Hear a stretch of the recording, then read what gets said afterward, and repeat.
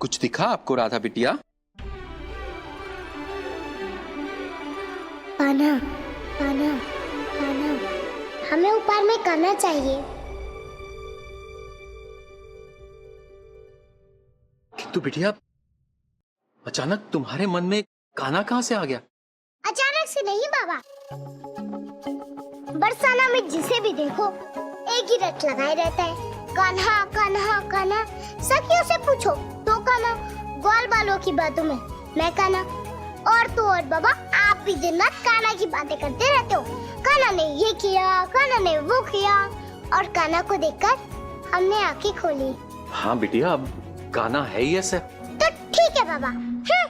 अरे राधा, अब हमने भी निर्णय कर लिया है, अब हमें अपने जन्मदिन के उपहार में कान्हा चाहिए, कान्हा चाहिए और केवल कान्हा चाहिए। राधा, ये तुम क्या कह रही हो बिटिया? कान्हा कोई वस्तु थोड़ी है जो हम तुम्हें उपहार के रूप में लाके दे देंगे। क्यों नहीं बाबा, हमारे पास तो 1 लाख गैया है और कान्हा के बाबा के पास केवल 10 सहेज। तनिक हम भी देखे कि कान्हा में ऐसा क्या है जो राधा में नहीं। राधे राधे राधे राधे। जिस सच्चिदानंद भगवान से ये सारा संसार कुछ ना कुछ मांगते रहता है, आज स्वयं देवी राधा ने उन्हें ही मांग लिया। नारायण नारायण। देवऋषि, राधा ने तो उन्हें ही मांगा है जिन पर उनका पूर्ण अधिकार है, जिन्हें वो जन्मों जन्मांतर से पाना चाहती है। जैसे पुरुष के बिना ये प्रकृति अधूरी है, वैसे ही कृष्ण के बिना राधा।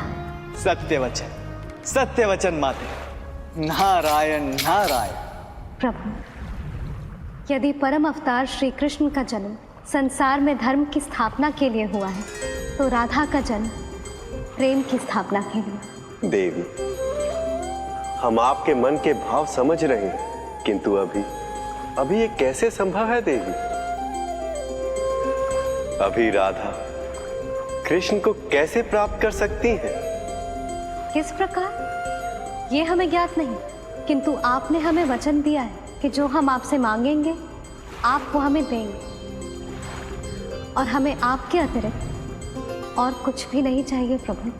नारायण नारायण। प्रभु, ऐसा प्रतीत हो रहा है कि आज आप पुनः अपने ही वचन में उलझ गए हैं प्रभु। 5 वर्ष पूर्व आपने माता की इच्छा पूरी करने के लिए देवी राधा को गोकुल बुला लिया, किंतु इस बार माता का उपहार आप किस प्रकार से देंगे प्रभु?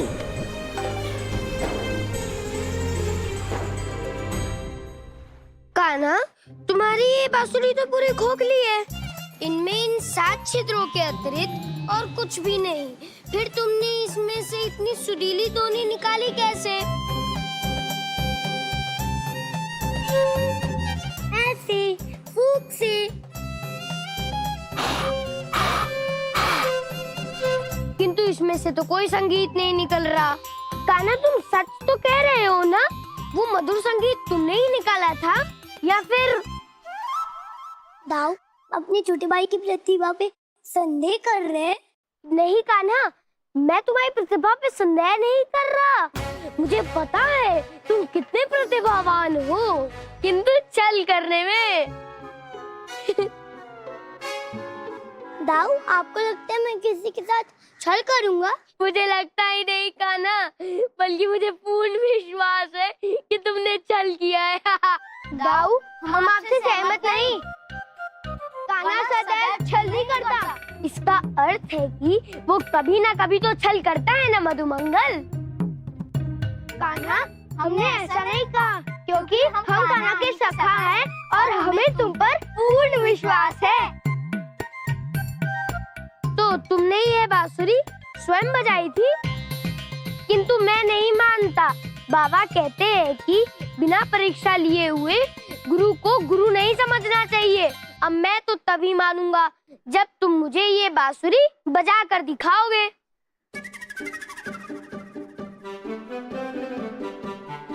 ध्यान से देखिएगा दाऊ।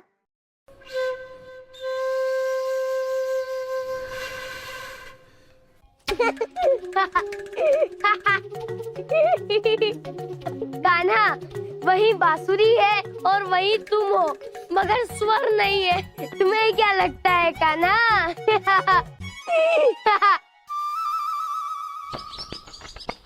जिस प्रकार आज तुम्हारा जन्म दिवस है, उसी प्रकार कान्हा का भी जन्म दिवस है। आप कान्हा के अतिरिक्त कुछ और मांग लो। बाबा, राधा ने निर्णय कर लिया है।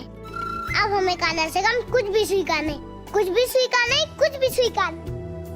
राधा, सही तो कह रही है हमारी राधा बिटिया, जिसके बाबा के पास 1 लाख गैया हो और वो मन चाहा उपहार भी ना दे सके, तो क्या लाभ? वही तो मौसी, पर आपके अतिरिक्त हमें कोई समझता ही नहीं ना।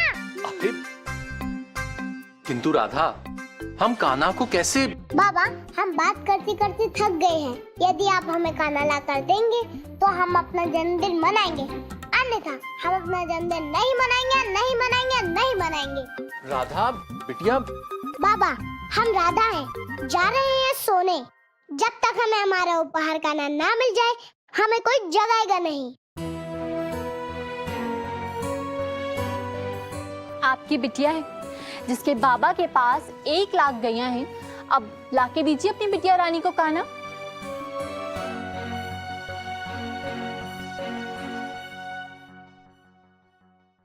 मैं भी वही, बांसुरी भी वही, पर इसमें से सुर क्यों नहीं निकल रहा? लल्ला, इधर आ। लल्ला, तेरे जन्म की घड़ी समीप आ रही है, अब कहीं इधर उधर मत जाना। मैया, मैं इधर उधर नहीं जा रहा, मैं तो सीधे जा रहा हूँ। लल्ला, क्या हुआ? तू ठीक तो है? मैं तो ठीक हूँ मैया, पर ये बांसुरी ठीक नहीं है। बांसुरी? बांसुरी को क्या हुआ? पता नहीं मैया, पर इसमें जो मधुरता थी ना, वो चली गई। देखो ना मैया। यशोदा, जी लल्ला, तू कहीं नहीं जाना, मैं अभी आती हूँ।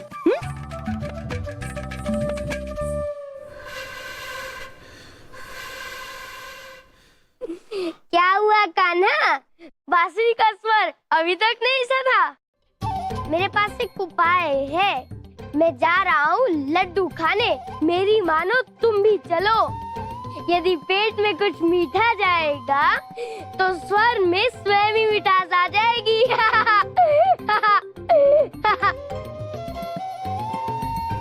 चाहे कुछ भी हो जाए, किंतु मुझे ये बांसुरी बजानी होगी, नहीं तो दाऊ मुझे ऐसे ही सदैव चिढ़ाते रहेंगे।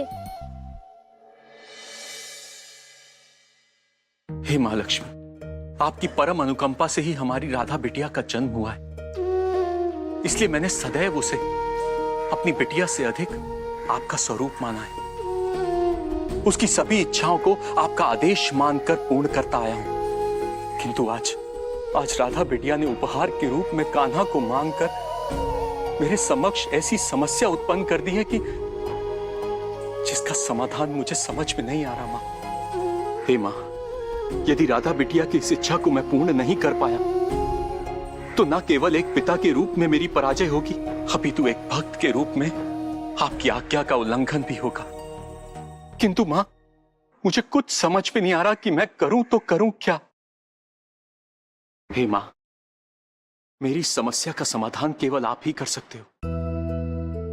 जैसे राधा के जन्म के समय आपने मेरा मार्गदर्शन किया था, जिस प्रकार आपकी कृपा से हमारी राधा बिटिया ने आंखें खोली थी, उसी प्रकार मां, उसी प्रकार पुनः अपने इस बेटे पर कृपा करो, अपने इस भक्त का मार्गदर्शन करो, अपनी राधा बिटिया की इच्छा को पूर्ण करो मां, पूर्ण करो।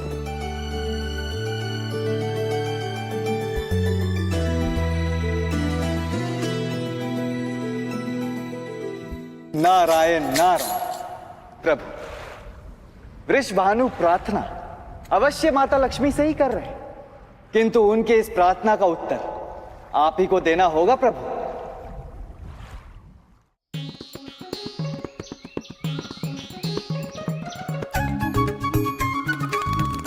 मैं भी वही, स्थान भी वही, बांसुरी भी वही, अब भविष्य ही इससे मधुर संगीत निकलेगा।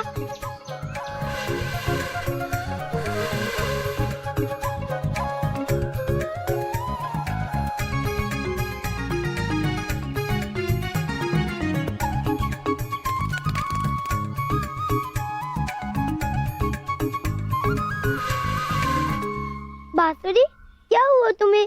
अब तो कान भी वही है, अब तुम्हारी मधुरता कहाँ चली गई? अब मैं दाऊद से क्या कहूँगा? कुछ तो बोलो बांसुरी, कुछ तो बोलो।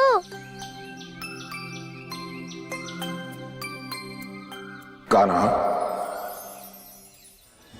आज तुमने जिस संगीत का सृजन किया है वो संपूर्ण सृष्टि का गान है। ये सभी सुर सृष्टि में पहले से ही उपस्थित थे, किंतु भिन्न भिन्न रूपों में। कान्हा, तुमने संसार की सबसे मधुर 7 ध्वनियों को अपनी बांसुरी के द्वारा एक सुर में पिरो दिया, और यह तभी संभव हो सका क्योंकि सर्वप्रथम तुमने उन सभी ध्वनियों को अपनी अंतरात्मा में धारण किया। अब समझा, संगीत बांसुरी में नहीं, मेरे भीतर है, और जब तक मैं संसार की सभी ध्वनि को अपने भीतर धारण नहीं करूंगा, तब तक की बांसुरी सुरीली नहीं बजेगी।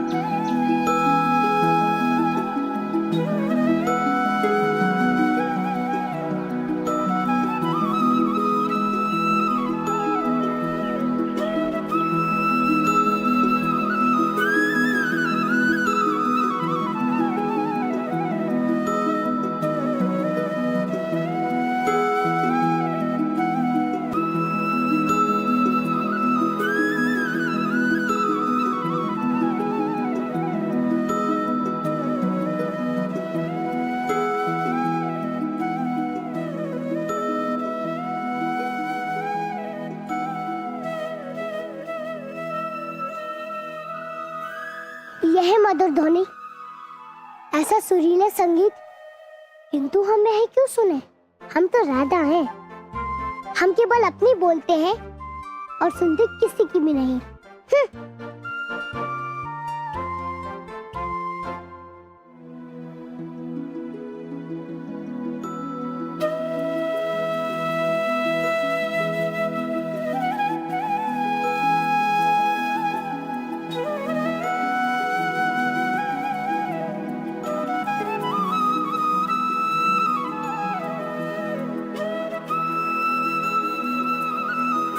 यदि यह मधुर संगीत हम सुन रहे हैं तो अवश्य इसमें कुछ विशेष है। तने कम भी देखे कि राधा को प्रिय लगने वाले इस संगीत को बजा कौन रहा है।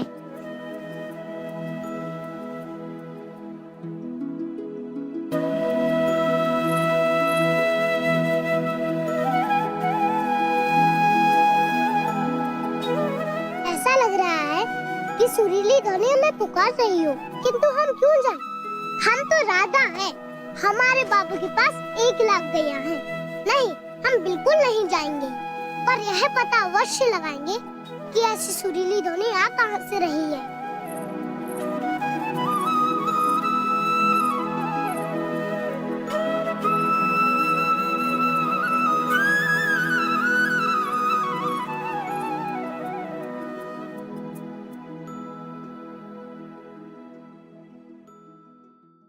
क्या हुआ कीर्ति?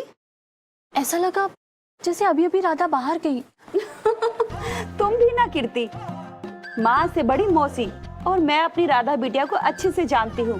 वो कक्ष से तब तक बाहर नहीं निकलेगी जब तक कि उसे उसका मनचाहा उपहार नहीं मिल जाता। ये राधा भी ना जैसे जैसे बड़ी हो रही है बिगड़ती जा रही है। अब ये भी कोई बात हुई? कान्हा चाहिए, कहाँ से लेकर आऊं मैं कान्हा?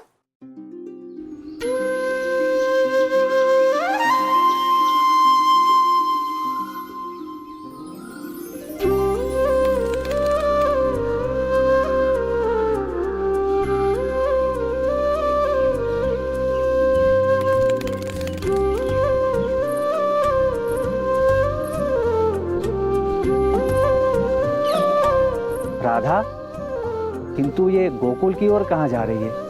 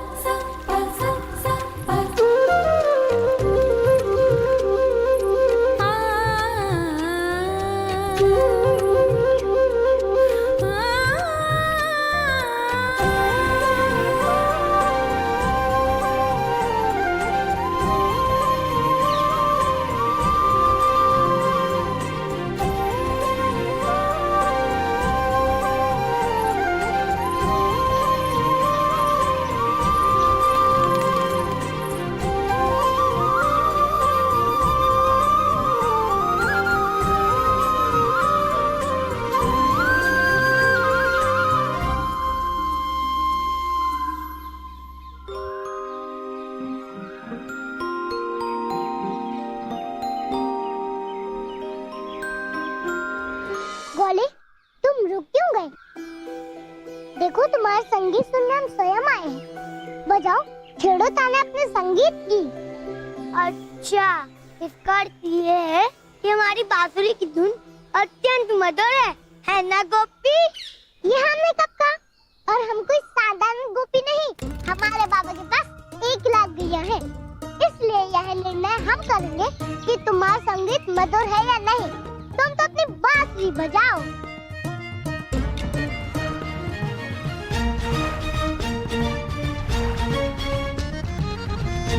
मैं भी अपनी मैया का लल्ला हूँ। मैं किसी के कहने पर बांसुरी नहीं बजाता। बांसुरी मैं तब बजाता हूँ जब मेरा मन होता है। देखो, जब हम बोलते हैं तो सब हमारी सुनते हैं और हम किसी की नहीं सुनते। यदि तुम चाहते हो कि हम तुम्हारे संगीत को मधुर माने, तो तुम्हें बांसुरी बजानी ही होगी। पहले तुम ये बताओ कि तुम आई कहाँ से हो? क्योंकि गोकुल में किसी के बाबा के पास 1 लाख गैया नहीं है। हम बरसाना से आए हैं। अच्छा, अब समझा? क्या समझे? यही कि तुम्हें हमारी बांसुरी की धुन इतनी मधुर लगी, तुम बरसाना से दौड़ती हुई यहाँ चली आई। हम नहीं मानते। मान लो गोपी, सत्य स्वीकार करने से तुम्हारे बाबा की गैया कम नहीं हो जाएंगी। सत्य तो यह है कि हम बरसाना से गोकुल यह देखने आए कि वह कौन मिश्रा है जो संगीत को समझे बिना ही संगीतक बन रहा है। अच्छा, जैसे तुम्हें संगीत की बहुत समझ हो। और नहीं तो क्या, हम बरसाना के हैं। पूरे ब्रजमंडल में एक भी संगीतकार नहीं जो हमारे नृत्य पर अपना वाद बजा सके। सब नृत्य के मध्य में ही भटक जाते हैं। अहंकार, नृत्य का अहंकार। अहंकार भी वही करता है जिसमें योग्यता हो। और तुम्हें देखकर ही लगता है कि तुमने यह जिसे तुम बांसुरी कह रहे हो, इसे भी बजाना अभी अभी ही सीखा है। अच्छा, ये बात है तो तुम हमारी बांसुरी की धुन पर नृत्य करके देख लो। तुम्हें हम पर भी विश्वास हो जाएगा और तुम्हारे नृत्य को भी। तुम्हारी बांसुरी और हमारा नृत्य। जाओ बड़े, जाकर अपनी बाबा की गाय चराओ, क्योंकि हमारे नृत्य के साथ सुर मिला सके इतनी शक्ति नहीं है तुम्हारी बाप की बांसुरी में। यदि तुम्हें हमसे डर लग रहा है तो हमसे हार मान लो। हम किसको नहीं कहेंगे कि बरसाना की गोपी गोकुल के ग्वाले से हार गई।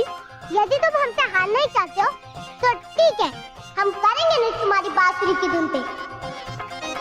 किंतु ध्यान रहे, यदि तुम हारे तो आज के बाद इस बांसुरी को हाथ नहीं लगाओगे। कहो स्वीकार है?